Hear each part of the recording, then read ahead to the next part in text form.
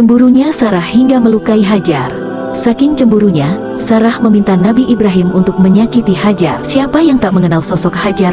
Hajar adalah istri dari salah satu Nabi Allah, yakni Nabi Ibrahim alaihi salam, dan sekaligus ibunda dari Nabi Ismail alaihi salam. Dari keturunan keduanya, Allah mengutus mayoritasnya menjadi nabi. Maka tak heran bahwa Nabi Ibrahim mendapatkan julukan bapaknya para nabi. Sekian lama menjalani rumah tangga, Ibrahim dan Sarah tak kunjung dikaruniai keturunan. Usia Ibrahim juga sudah lebih dari 80 tahun. Sarah merasa sangat bersalah, karena sejauh ini dirinya belum mampu membahagiakan sang suami seutuhnya. Setelah merenung cukup panjang, mempertimbangkan dalam-dalam, juga beristiharoh, Sarah akhirnya mengambil keputusan yang sangat berani. Ia mempersilahkan Ibrahim untuk menikah dengan Hajar, hamba sahayanya. Sarah pun berkata kepada suaminya, "Aku belum ditakdirkan memiliki seorang anak olehnya. Kupersilakan kau wahai suamiku, supaya menikahi budakku ini. Semoga saja dengan lantaran budak milikku ini, Allah menakdirkan kita seorang anak darinya." Tentu sebagai suami yang setia, Ibrahim tidak mengamini begitu saja. Ia mempertimbangkan betul keputusan istrinya, hingga akhirnya keduanya betul-betul matang untuk menghadirkan orang ketiga dalam rumah tangga. Meski begitu, sebagai perempuan Sarah sebenarnya sangat berat hati untuk dimadu, tapi ini jalan satu-satunya pikirnya. Setelah izin dari Sarah, akhirnya Nabi Ibrahim menikahi Hajar, dan tak lama Hajar pun hamil. Namun siapa sangka setelah kehamilan Hajar, posisinya di depan suaminya seperti terlihat lebih tinggi daripada Sarah. Untuk pertama kalinya Sarah meluapkan api kecemburuannya. Syekh Abu Muhammad bin Abi Zaid dalam kitab An-Nawadir, yang dikutip Ibnu Katsir dalam Al-Bidayah wan Nihayah, menyampaikan, saking sakit hatinya, sampai Sarah meminta Ibrahim untuk melukai Hajar, sebagai ekspresi kekesalannya.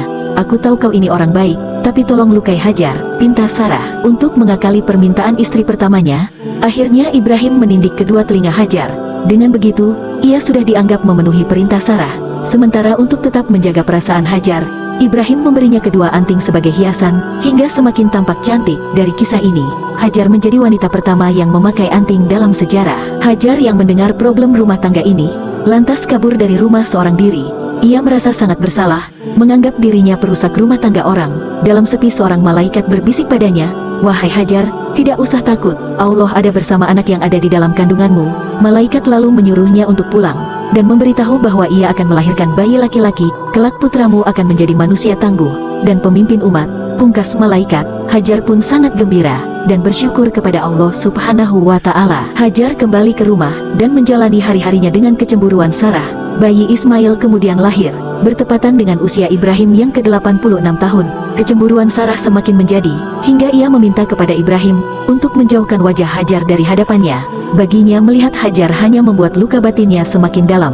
Sarah sudah sangat tersiksa dengan gejolak cemburu yang menjadi tekanan batinnya selama ini. Ibnu Katsir dengan lugas menjelaskan, rasa cemburu Sarah dalam Qasasul Anbiya.